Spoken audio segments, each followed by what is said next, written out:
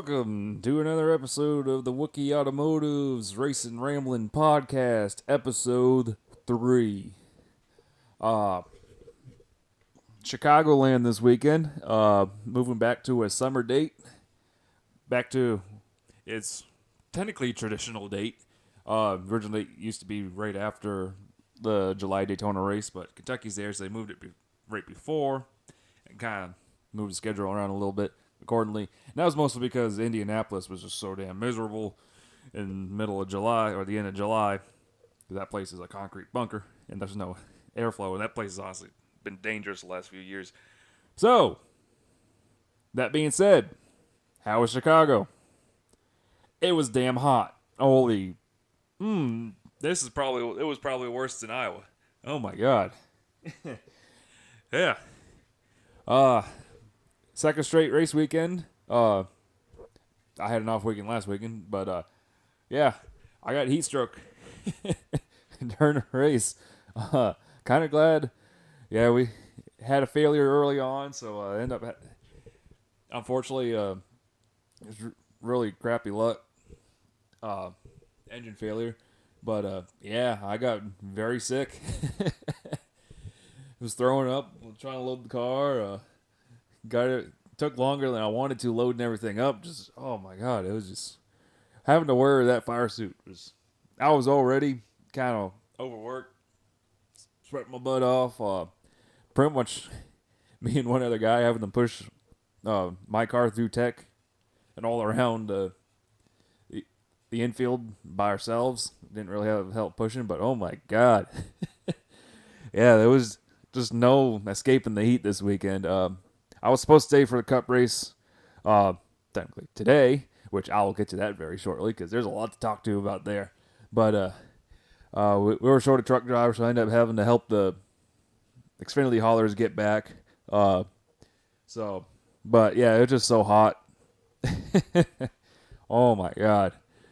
But yeah, and we got Daytona in July coming up next. Yay.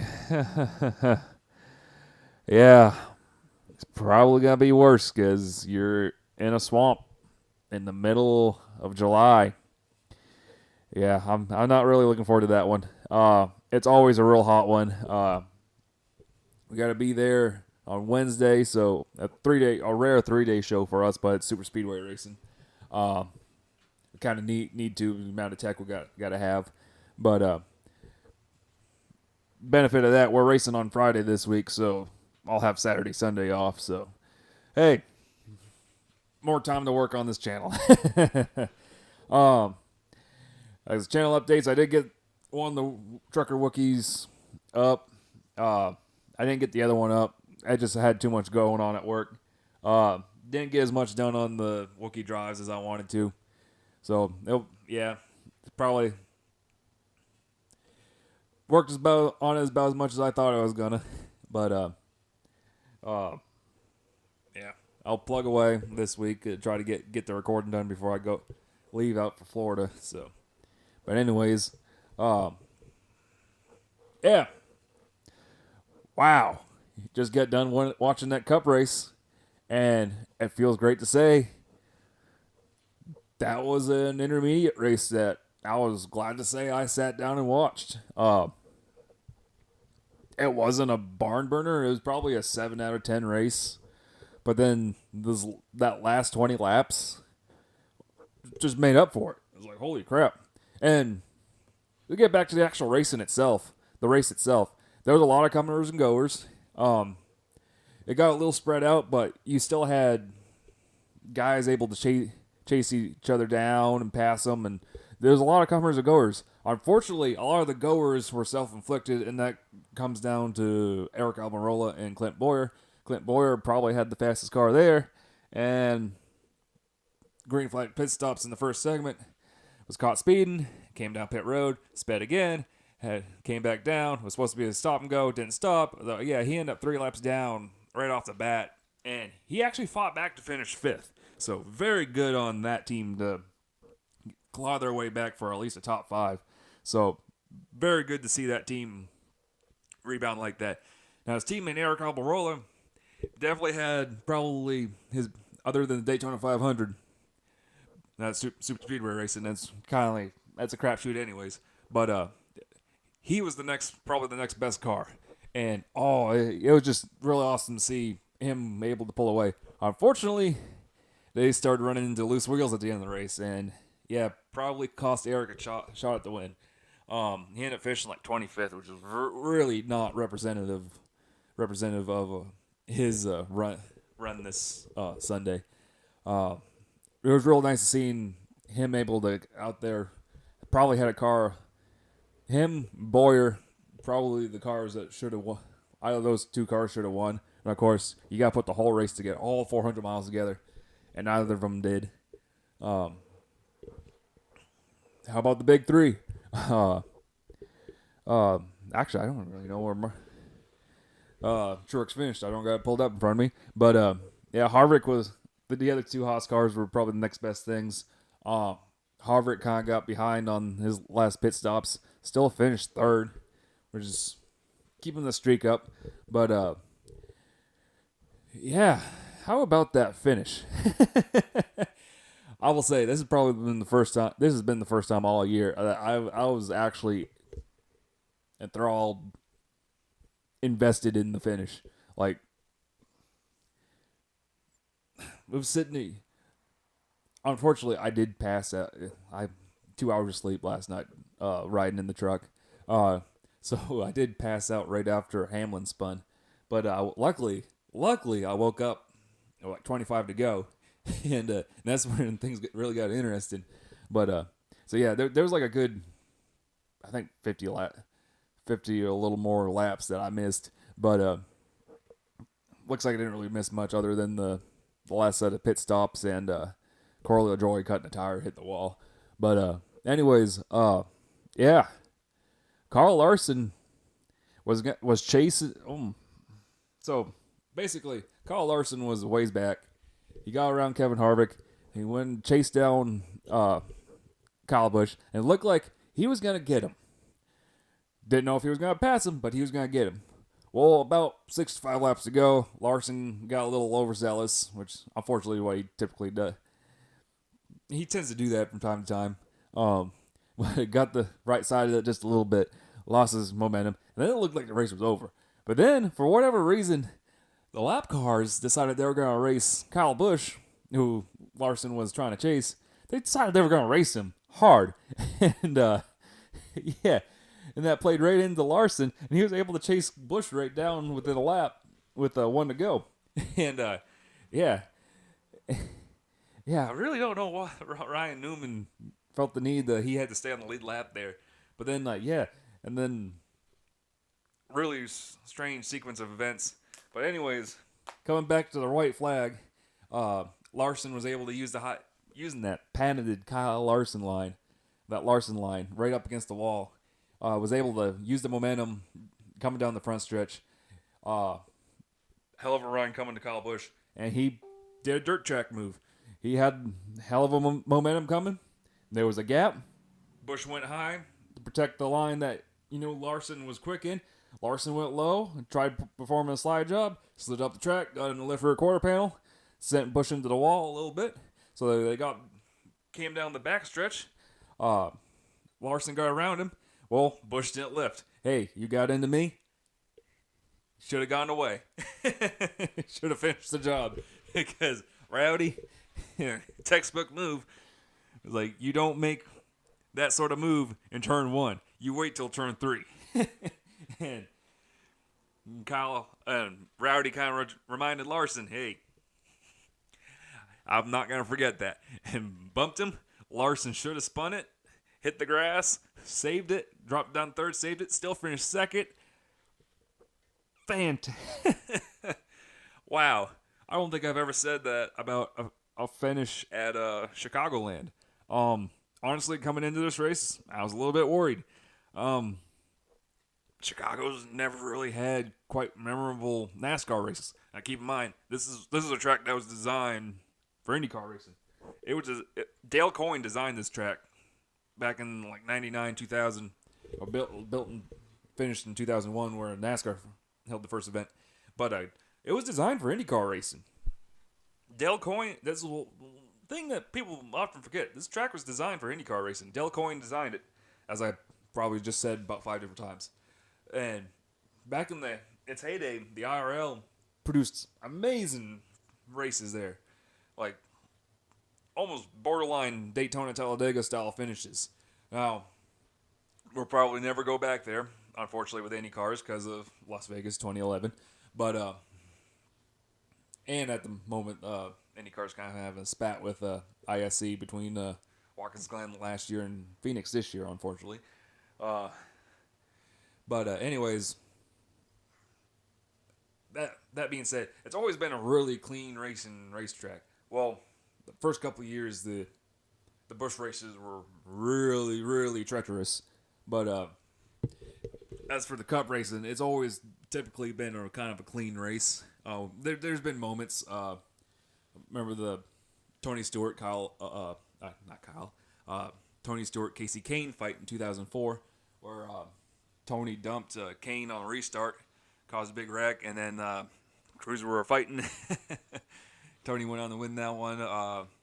Remember Bobby Labonte, remember the 2003, we had a rash of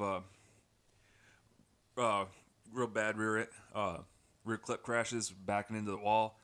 Fuel cells were bursting and stuff like that, and that's why they instituted the fire extinguishers for the rear of the cars. And Bobby Labonte had a very vicious crash there. Fuel cell burst, and then there's a very famous picture of that sparked that debate, and that which led to the fire bottles being installed for the deck lids in the event that the fuel cell splits and stuff like that. But I think I still got that issue of Stock Car magazine. It's basically the car sitting there burning and Bobby's stumbling away from the car. Pretty famous picture from back in that time period. But anyways, Chicago never really had that outstanding race that everyone's like, hey, that's a place that I'm excited to go to. Yeah, they gave it a chase date for a couple years. Don't think it really helped it at all. Certainly cooler temperatures. It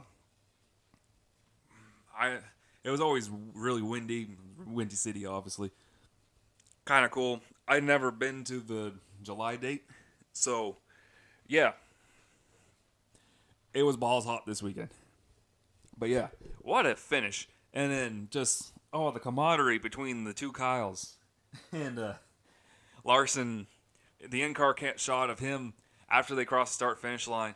Larson pulls up next to him, window net down, and he sticks his thumbs out to the window. He's all hyped up just to be part of that finish.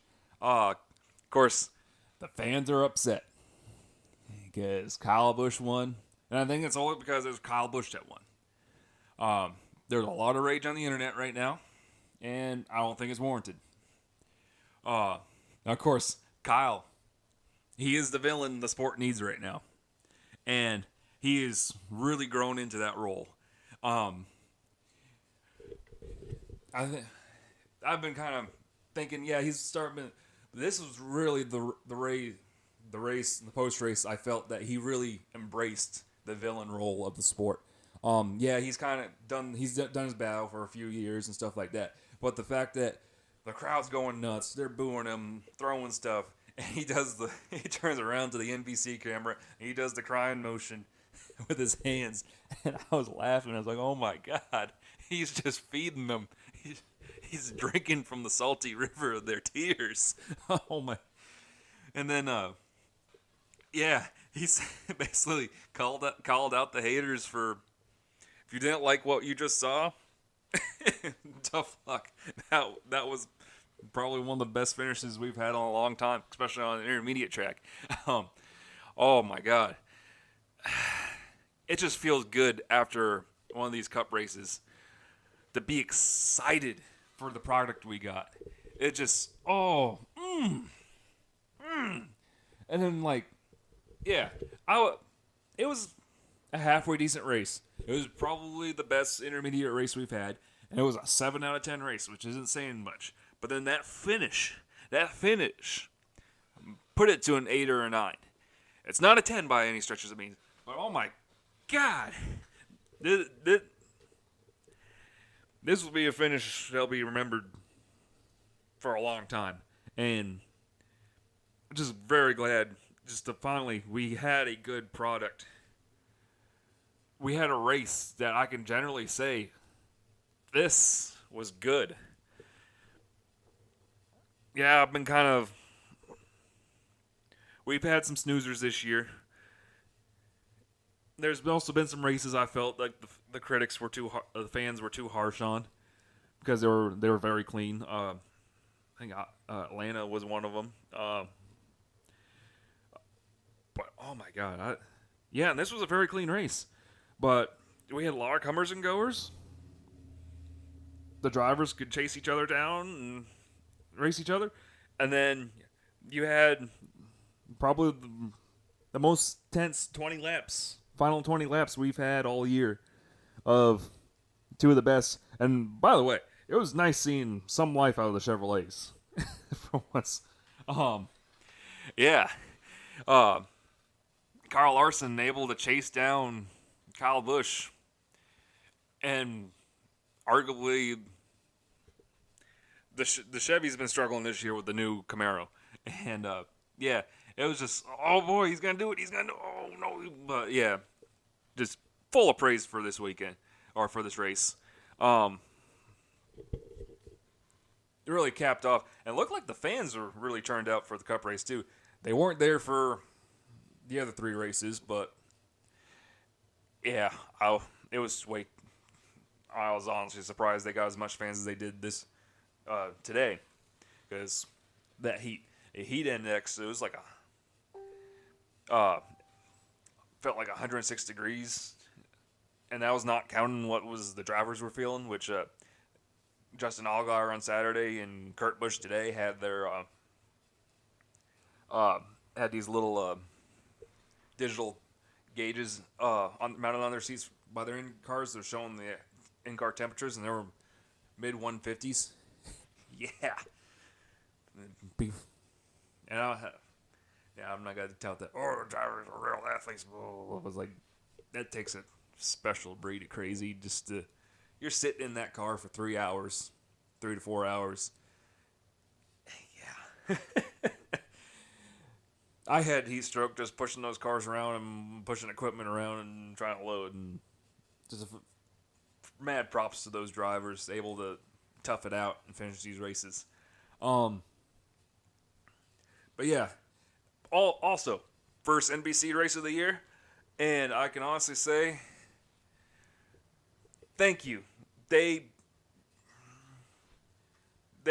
addressed most of the issues we had with them last year. I feel it was a much better product than what we got last year. I feel, the intro was, I know a lot of people singing praise about the new NASCAR and NBC's intro song with that, ZZ Petty, I think her name is, singing that, it's that Tom Petty, cover song, and I don't know. I don't think it's got the raw. I miss the bet. I grew up. NASCAR NBC had Metallica's Fuel, and I just didn't feel I had the aggression, the raw grab that old intro song used to have.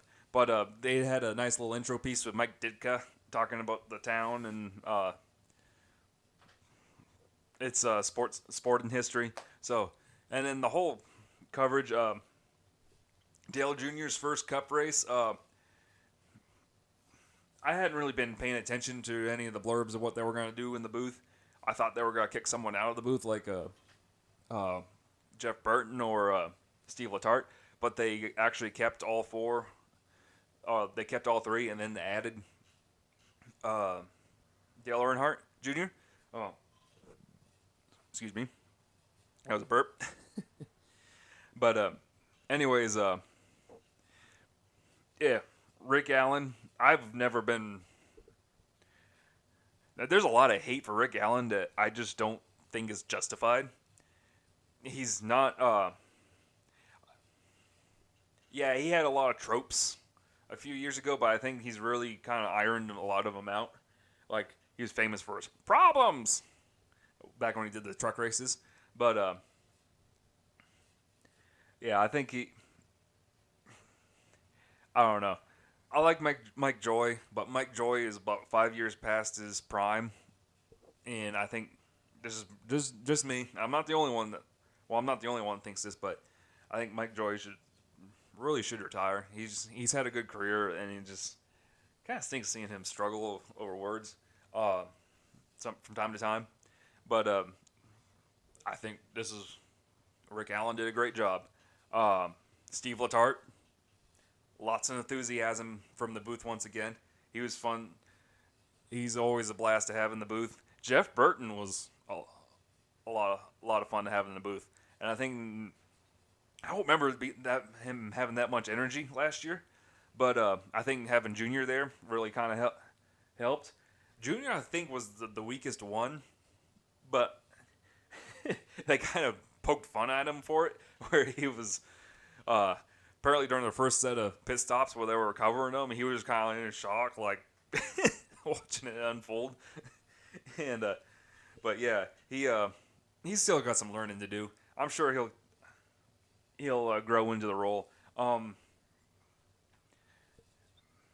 But I think that the 4 guys in the booth might be a bit much, but it's too early to make that call. They got to let it play out for the next few races. I think Junior at Daytona next Saturday, would be a good one to watch. So, that's always a real high energy race. So, hey, and yeah, that was just NBC. I felt it was a much better broadcast of what we got from Fox this year. The tickers, the side ticker, I know there's a lot of hate for that. Theirs was a little bit cleaner, but they also had the top ticker from time to time when they were doing, they came back from breaks and stuff like that, or they're having passes for leads. So, yeah, it was just, I felt they did a lot more with their coverage. It seemed like they were taking notes on the complaints from last year, and they were taking notes on the complaints from Fox this year. And I think they really made an effort to try to improve on the complaints we've had about the broadcast last few years. So, hey, thumbs up for me. You're still going to have your fans that are going to whine and bitch about everything, which brings me back to the finish. I seen right after people calling for Kyle Busch to be suspended, and that is ridiculous. And like as I mentioned before, Kyle Larson got into him in turns 1 and 2. Send him into the wall. The fact that Busch was able to stay in it, didn't lose much momentum, and was able to get back to Kyle's bumper, or Larson's bumper, in the 3, I think it's great. But this is an old short track thing. You don't make a move like that too early. You wait till 3 and 4. But Larson had the opportunity. He went for it. He's a sprint car racer. He went for that slide job. But and Larson brought the very good sport. As I said, the moment hit him with the thumbs up out the window, he was all hyped up when he got out of the car. He was laughing. He thought it was awesome. He said, "Yeah, I made the move too early. I had that coming." And if the guy that was in second place, or the guy that got dumped in the last corner was able to say that with a smile on his face, a genuine smile on his face, unfortunately, we're going. And I got someone messaging me on my laptop, but I'll ignore that for a couple minutes. But anyways, but yeah. Fans are just overreacting because it's Kyle Busch. He is the villain of the sport. He's embraced it, and you know what? He's feeding into it. Good on him. The sport needs it, and guess what? We got people riled up, ready for Daytona, and I don't think the plate racing has been the greatest the last couple of years. I thought Talladega was all right. It was a lot cleaner than the 500. The 500 was a shit. Pardon my French, but it was a shit show. Like that was like tandem racing levels, like 2011 levels of wrecking, and uh, but yeah, let's see. Uh, I thought the Talladega race was all right. It didn't need to be a. We've been so spoiled with our plate racing the last 10 years. I just thought, hey, we had a somewhat clean race, especially after the wreck we had in practice with Jamie McMurray. The fact that the race was a little bit calmer, it was just a testament to the drivers and NASCAR making the changes to try to slow them down a little bit because they were way too fast at Daytona. They were way too fast at Talladega. And they kind of reined them in a little bit. I still think the Cup cars, they should add a little more downforce to them. What happened was that they didn't make any aero changes this year. What they did is that they did away with the spec springs and shock rule that they'd run for so many years now. But basically, last 15, I can't tell you when they started doing this, 15 or so year, 15, 20 years, not 20 years, it was probably 18 to 15 years ago. I can't tell you off the top of my head where exactly they started doing this at speedways. But basically, because they were running into an event, guys were putting super soft springs in the back and stuff was breaking. So basically, that was NASCAR reined them in. Hey, run these springs, run these shocks. We'll watch you put them in. Make sure you're not doing anything fancy. And go through. And everyone's got the rear same setup in the rear. They did away with this in Cup this year. They did away with the ride heights. So doing what they do everywhere else. Put it on the strut rods and to get your chassis heights for the laser grid and all that. But what had happened was you did all that. You got the rears of the cars sucked down. They got the drivers moving the track bars. And they did this. They did Daytona. They addressed this before we got the Talladega. But what happened was they got the rears of the cars sucked down now. The spoilers out of the air. Well, you got those little spoilers on those cars. Now the rears of the cars are tail happy, and we had a wreck fest at Daytona, and then the cars got faster because of it, and because the teams were able to drop the rears, and then at Talladega, it's even faster there, and Jamie McMurray happened, flipped down the backstretch, ended up in the catch fence of all places, and yeah, NASCAR made it, jumped in and put a bigger plate or smaller diameter holes. Made an adjustment on the plates. Choked the motors down a little bit. Slowed them down a little bit. I think it helped a little bit. I still think there should be a little bit more changes. The Xfinity, this is the third race with the package they're running right now. But I honestly felt they shouldn't have messed with the Xfinity package from last year. Oh, I thought the package was great. And of course they had to go after that. Oh, we made great gains. Let's go after more. And unfortunately, I think it hurt the Xfinity racing. They went a little too far on the trying to change trying to disturb the air around the cars because they went with a lower nose that was it was bulged out. Basically what they did is they made them look like the old ARCA cars, the old Gen 4 cars, Speedway cars where it had the straight down. There's no curvature on the corners. It's just straight down and bulged out. That with those tall spoilers, I think it punched too much of a hole in the air. So what had happened was that you don't suck up like you used to. Last year there was a real good happy medium with the Speedway package in Xfinity. And I think this year NASCAR went just a little bit too far. But that's just me. Anyways, what else raced this weekend? I just ranted about the Cup, but yeah, just really awesome to be able to be excited about an intermediate race. Yeah, kind of hate to say it, but what's Kentucky gonna bring? Which I'm sure today there was some slipping and sliding. It was hot, so there was a lot of slipping and sliding too, and I'm sure that played a lot of role into it. But still, let's bring on Kentucky and see what we can do there. Oh, what else do I got on here? Oh, before I mention, how about that finish for this second segment between Kurt Busch and Kevin Harvick took each other out? Man, that was crazy. And then they got topped by the actual finish for the race. Yeah, good race. So the race weekend started on Thursday night.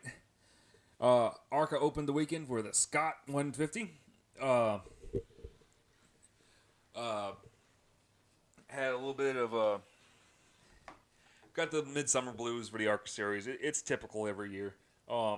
Brett Holmes Racing had to skip this race because of sponsorship issues. They got Wayne Peterson to slap a number on one of his cars to keep the number and the points, keep it up for the Golden A. Which actually I think they did away with that this year, last year. But anyways, yeah, it was that. Max Force Racing came back for the first time since Talladega. Jesse Ouija, I guess a couple weeks ago he'd left Patriot Motorsports Group after a couple years. He had tore up a lot of equipment with them trying to run the ARCA stuff, and which will lead into a rant for a little later. But anyways,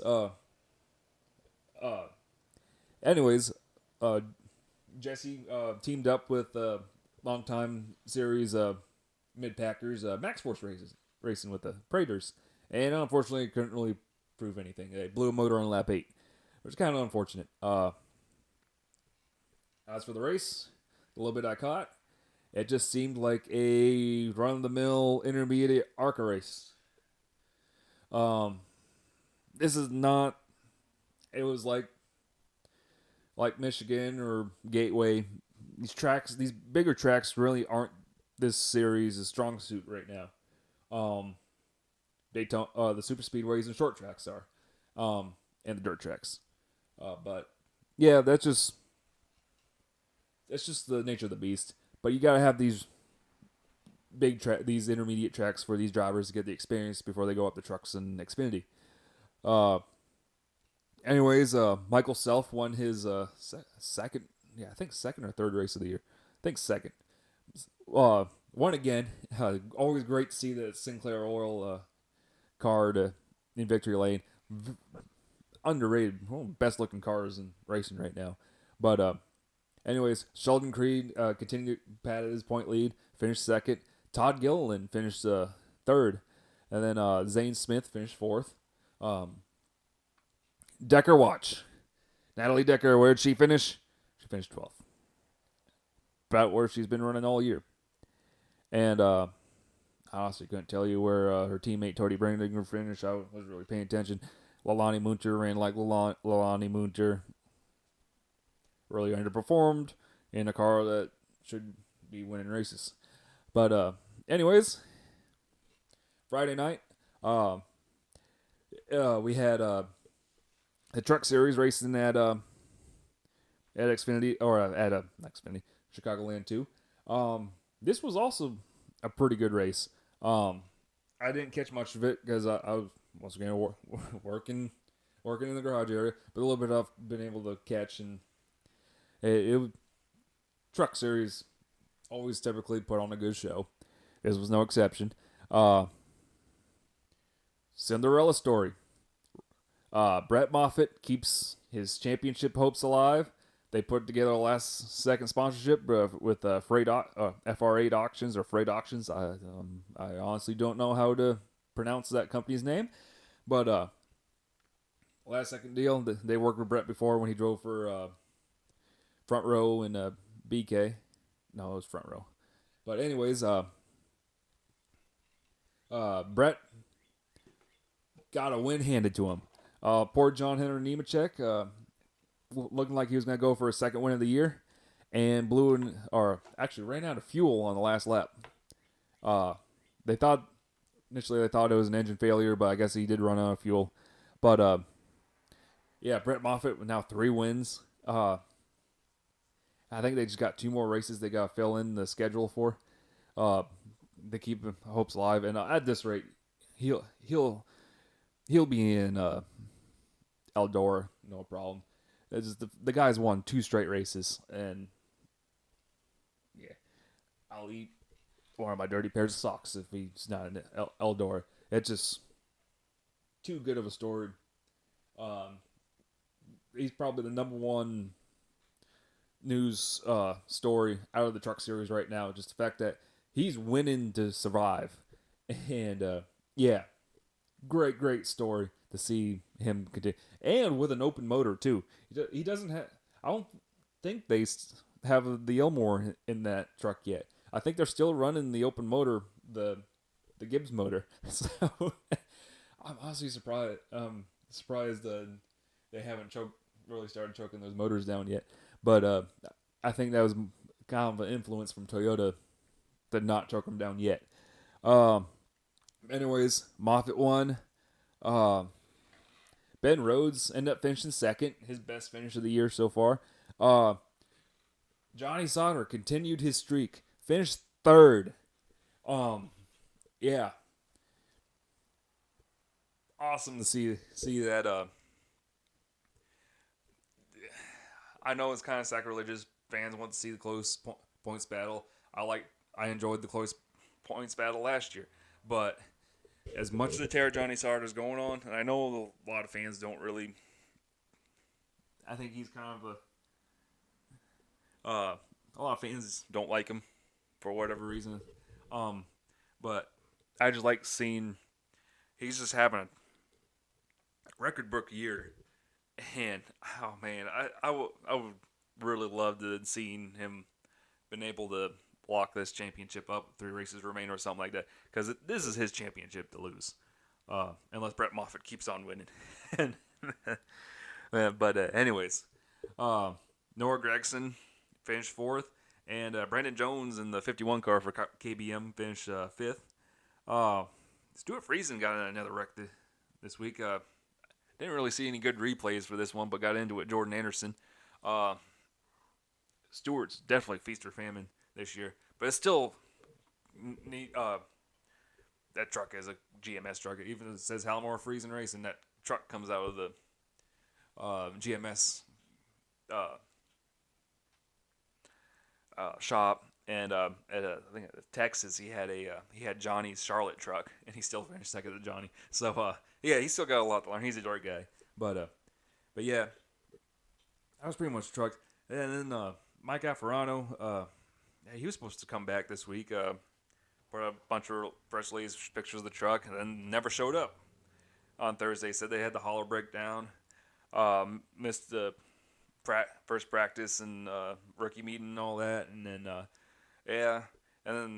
there's a lot of stuff going on behind the scenes.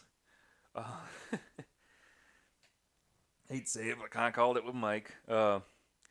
He'd been saying that he was going to come back, and I was like, well, you've been saying you've been got to come back for 2 years now. There always seems to be an excuse every time it goes to happen, and this week was no exception. Now, there was some stuff going on behind the scenes that just rumors, so I'm not going to bring them up here, but I was like, it was about the levels kind of about the level where it was last year. He supposedly had the truck ready to go to Talladega, and then guess what? They never looked up the rule book to see if NASCAR made any changes. Guess what? They made some safety changes from Daytona to try to keep the trucks from going over. And they didn't have any of that installed. So, yeah, they didn't show up. And they made a rant on Facebook about NASCAR and their online rulebook and stuff. It's like, it's right there. You're running part-time. The best thing you could do is just go talk to somebody who's already running in the series. Make sure you're not missing anything. Go log on to that rulebook. The updates, sign up for the rulebook first of all. And, it pops up. Look at all the dates. You got over to the left, they got the little updates in chronological order as they come. So, yeah, a lot of BS being called out for that operation. Xfinity Series on Saturday. Honestly, I did not see anything of this at all. Between us blowing up early and me getting sick, I don't think I really missed much. Unfortunately, it seemed like a typical Xfinity intermediate race, just kind of spread out. Kyle Larson ran away with it. Won over Kevin Harvick. Cole Custer finished third in the second Haas car. Daniel Suarez finished fourth, and Daniel Hemrick finished fifth. They actually, I think it was NBC, they weighed him before and after the race, and he lost 9 pounds during the race between the heat and all that. And then the Xfinity Series version of Brett Moffitt, Kaz Grala, put together some last-minute sponsorship for that Fury team to come to Chicago. Had a real fast car. I think he qualified like 12th or something like that. High hopes. Went to start, and car didn't go. The ignition box burnt up, or something in the ignition system burnt up. Said the car filled up with smoke, and he had no power. It was spitting and sputtering everywhere. So, yeah, really unfortunate to see Kaz fall out. I honestly don't know if that team will be at Daytona. They're probably on the entry list. As far as I know, they don't have a super speedway car. They had like 3 cars, but they were all downforce cars. So I honestly don't see this team going to Daytona unless they were able to acquire another car from JGL. But yeah, I don't see that happening. Anyways, out of Chicago, it was hot. What else was racing this weekend? The K&N West Series racing for the second straight week over in Douglas County Speedway in Washington, I think it is. And a little flat half mile. And yeah, last week I was kind of praising the K&N West Series about, man, this seems the last couple of years, West Series really seemed to take a turn. The car counts have been up a little bit. They've definitely been doing better than the East Series. Yeah. 13 cars showed up to Douglas County. That's embarrassing for us. Yeah. What's going to happen is NASCAR bought out ARCA. That, East, and ARCA are all going to be combined into one because of this. 13 cars for a K&N West race.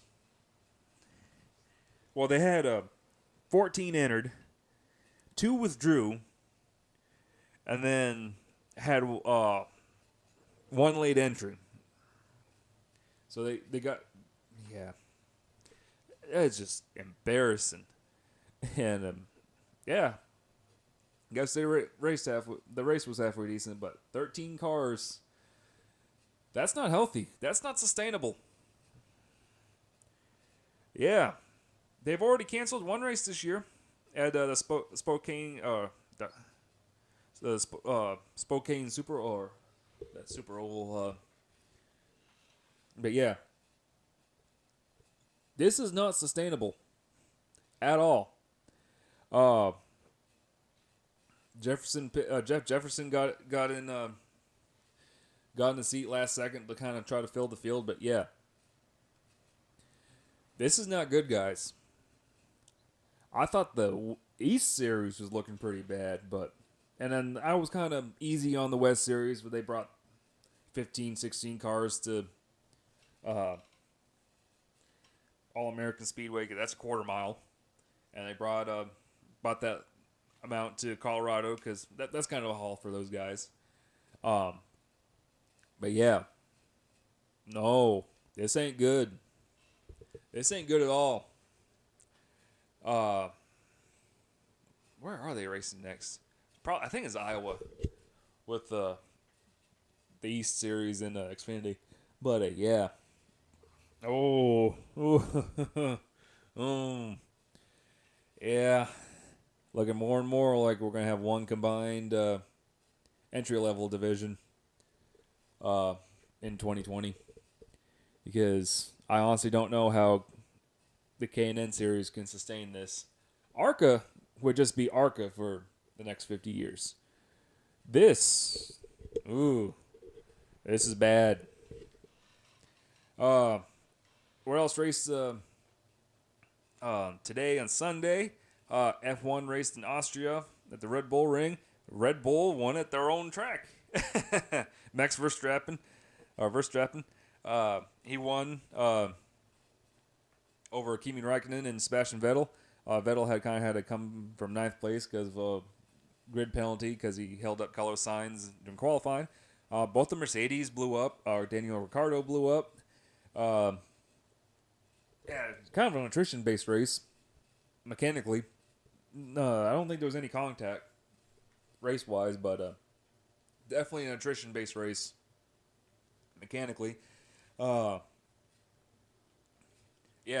it was cool to see the two Saubers in the top 10 in the points. So, and then the Haas cars were real fast all weekend long. So, but yeah, so I caught like the last 10, 15 laps of this one, and I love the Red Bull Ring in Spielberg, Austria. Always felt it was kind of like a European Road America. Just my impressions of driving it on the Codemasters games. It's a very quick track. He has got some tight corners, but it's got some really fun elevation at that place. And yeah, it's just real awesome to see that. Just a real full of character track. It's not a Tilke-drome. This is kind of boring. Herman Tilke, however spell his name. It's just a real old school kind of place, and always awesome to see F1 back there. IMSA also raced today. Did their annual 6 hours at Watkins Glen. I guess the Gainsco car ended up winning. Yeah. Big thing is that they had a car flipping the S's. The 77 Mazda, Rene Rast, got into one of the GTT Porsches coming out of the S's, spun him around, and he went over. Apparently, it was a pretty big flip. Apparently, they had video of it at the start of the race broadcast. I missed it. I wasn't paying attention. It hasn't popped up online yet. So, anyways, yeah, scary incident. Luckily, Rene walked away. Was in the race today. They fixed the car and raced it today. But yeah, it was a pretty entertaining race. I missed the last hour or 30 minutes because I ended up switching over to the Cup race. I should have been flipping back and forth, but I was kind of zoned out a little bit. I was working on something else. But yeah, a little bit. I did pay attention to. It was a pretty fun race to watch. Watkins Glen, right up there, Road America, one of my favorite tracks in the country. Really fantastic road course. Just a damn shame IndyCar is not going there this year. But anyways, what else do we got this week? Also big news that kind of got leaked out today. Bo Lamastis apparently is buying Salem Speedway. Probably my favorite track, or another one of my favorite tracks. Fantastic place. It is you don't know what Salem Speedway is. It's basically what Bristol was in the 80s, 70s. High banked half mile, 35 degrees of banking. Hasn't been. Oh, they paved the outside lane in 2014 in turn 4. They didn't pave the entire track, so you still got diamond the corners in 1 and 2 to miss the potholes. 3 and 4, you rim ride it like Darlington. Fantastic. It's just always a fantastic event. That little tiny town of Salem, the entire town comes out for the race weekend. They embrace it. It's an event. It's their event. Holler Park's right next to the campground. So yeah, you get after you go back to the trailer after being out at the track all day. You got all these fans hanging around. It's just a party like atmosphere. It's always a fantastic event. But yeah. Anyways, it's always to see someone like Bo buy the place. Somebody with the money like Bo Lamastis to buy that place because he's local. He's from Louisville, and Louisville is only about 30 miles to the south down 65, I-65. Yeah, here's hoping that Bo puts some money into that place. It really needs it.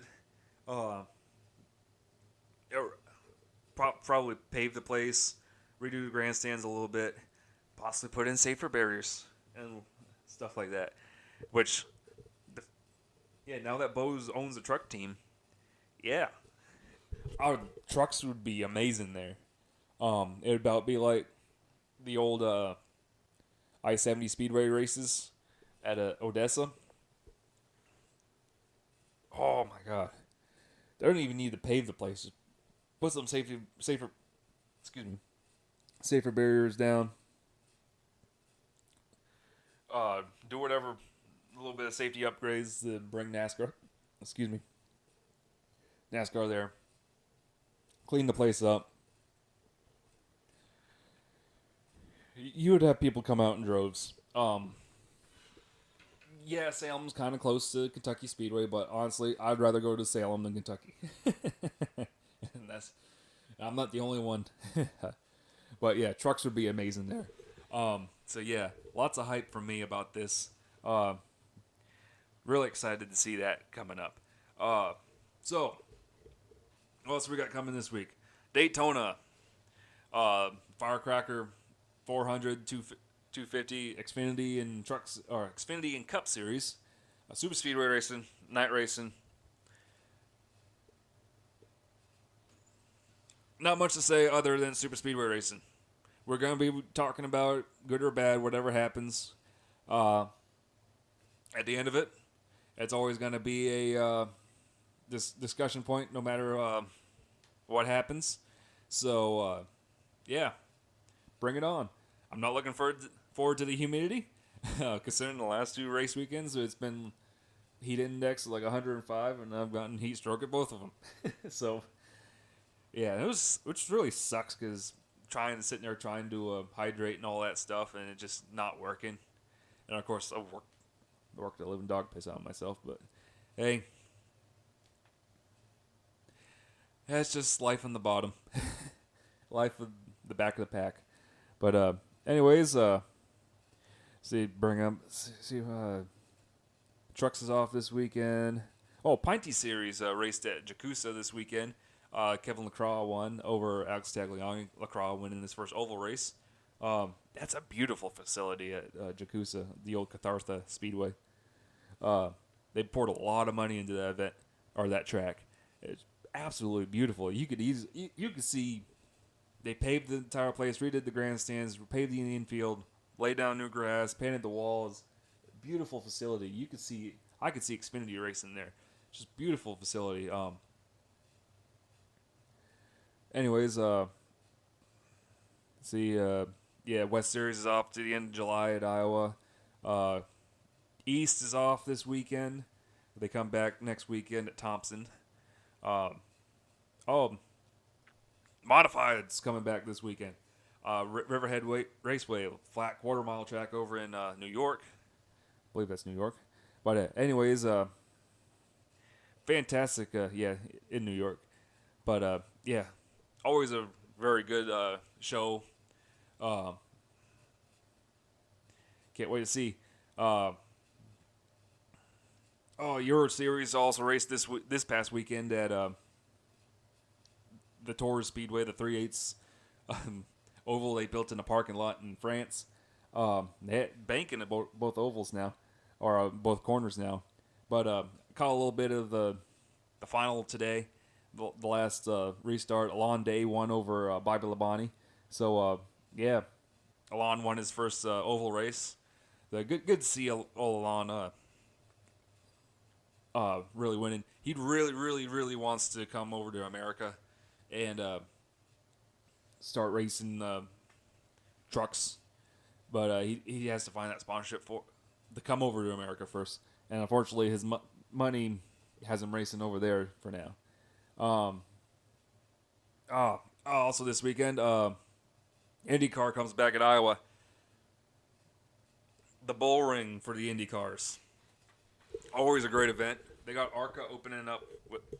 Excuse me again. For them again. Uh,